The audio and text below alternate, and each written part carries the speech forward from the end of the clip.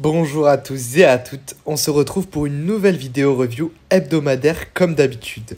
La semaine dernière, on s'est laissé sur la meilleure performance de Kunigami et la meilleure performance de Izagi qui a su improviser un tir face à Rin et Kaiser, lui permettant de marquer un but grâce à cette reprise de volée améliorée.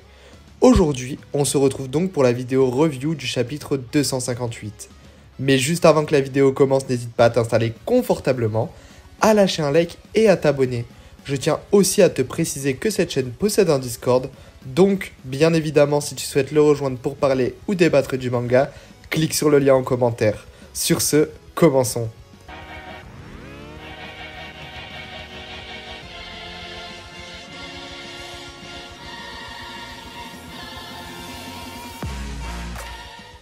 Le chapitre commence avec la réaction des téléspectateurs. On peut voir tout le monde ébahi par ce but, et notamment le petit enfant qui avait demandé un autographe à Izagi lors de la fin du match contre les U20. Puis, on revient sur la célébration de Yuichi. De leur côté, Rin et Kaiser sont fous de rage face à ce but de Izagi.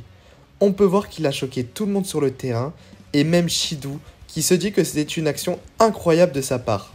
Tandis que Kunigami, lui, dira que c'était la dernière fois qu'il lui fait une passe. C'était pour lui rendre la monnaie de sa pièce lors de la première sélection.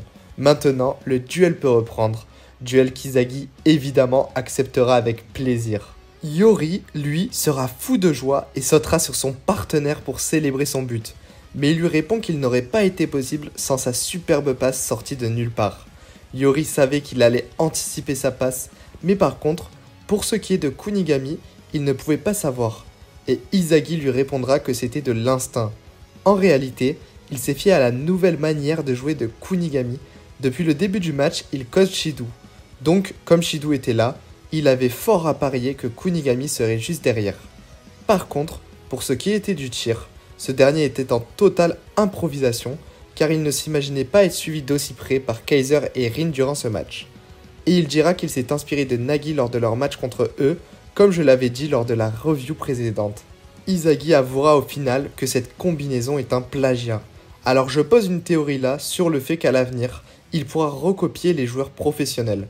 Ça ne me paraît pas du tout impossible quand on a vu la vitesse à laquelle il a appris l'ambidextrie de Kunigami. Et là, encore une fois, il a recopié le tir de Nagi juste en improvisant et en l'ayant vu une seule fois.